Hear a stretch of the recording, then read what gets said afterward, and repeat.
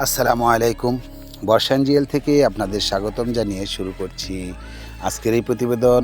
এই প্রতিবেদনে আমি আপনাদের দেখাতে নিয়ে আসছি সাভারের অতি সন্নিকটে একদম সাভারের যে আপনার থানাটা কিংবা জেলাটা, সাভারের যে থানা, এই থানার শেষ সীমান্তে নোয়ারহাট এরিয়া পড়েছেন।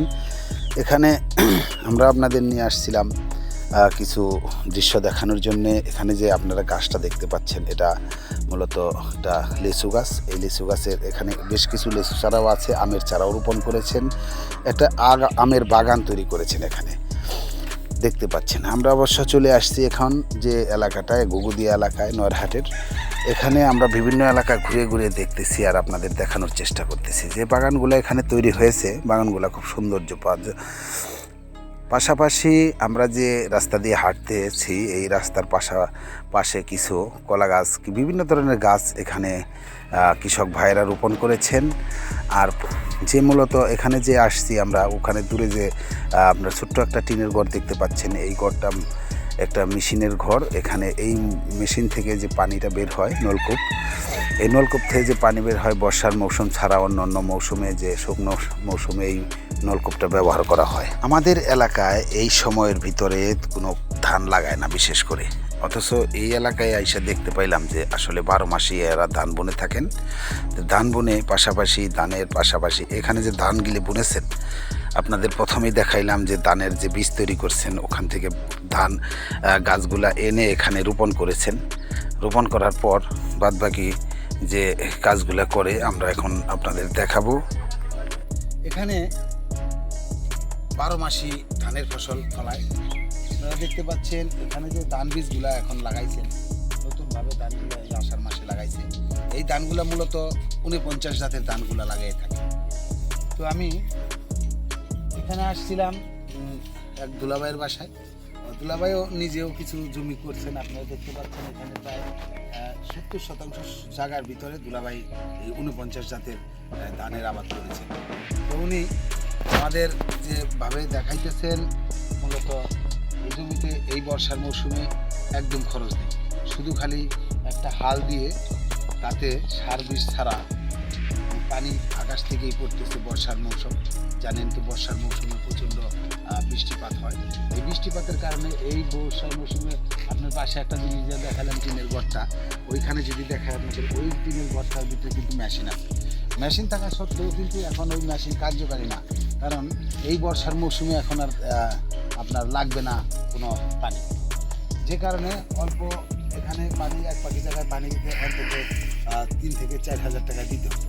এখন আর 1 টাকাও দিতে হচ্ছে না, পানি অটোমেটিক হয়ে আসছে।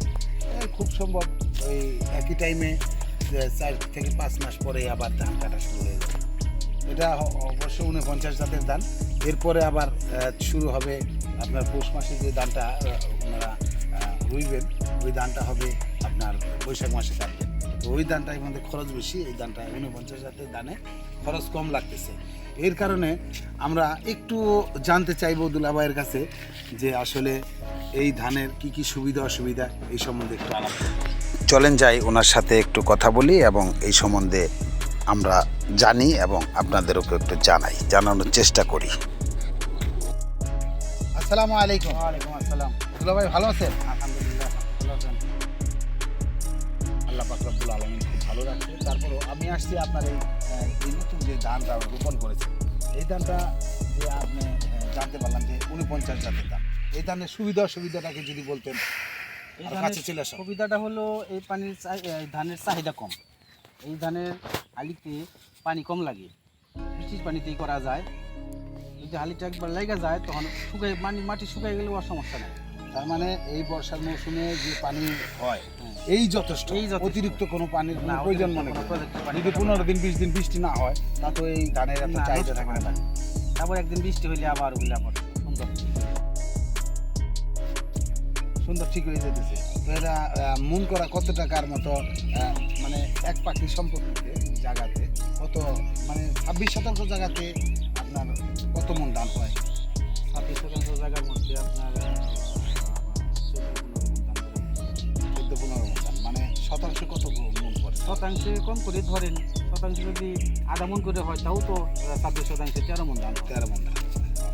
তো আপনার তো তেমন খরচ নাই তেমন, খরচ খুব কম, খুবই কম সিজনে। খরচ। এই সিজনে তো এত খরচ থাকে না। অন্য অন্য এলাকায় দেখতে পাই আমরা এই সিজনে কোনো ধান লাগাই না।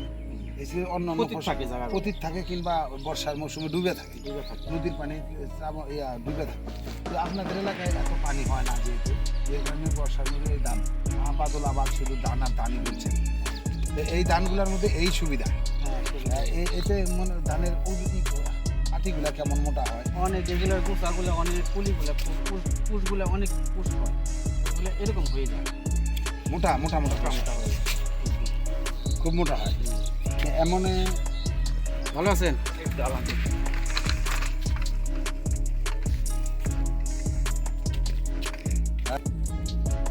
এই ধানগুলা কাটার পর আপনার নতুন করে আর কি ফসল ফলানোর চিন্তা ভাবনা? ধানের পর হলো সরিষা। এই ধানের পর ধানটা কাটা হবে কি মাসে? এটা হলো ভাদ্র আশ্বিন কার্তিক মাসের শেষের দিকে।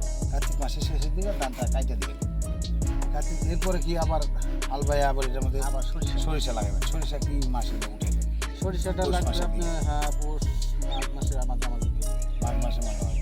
তো তারপরে আবার তারপরে আবার ধান দিবে। আবার ধান, তো ওই ধানগুলা কি মাসে হবে? ওইটা বৈশাখ মাসের বৈশাখ মাসে। ওই সময় তো পানি সিজনাল ধান, সিজনাল ধান, ওই সময় তো পানির চাহিদাটা ওটা প্রচুর। প্রজেক্টের পানিতে করা ওই হয়। প্রজেক্টের পানিতে তখন তো খরচটা একটু বাইরে থাকে। আমি এর আগে যখন আসছিলাম তখন দেখছিলাম এই চকের দিকে অনেক জায়গার দিকে আপনার ভুট্টার চাষ করে।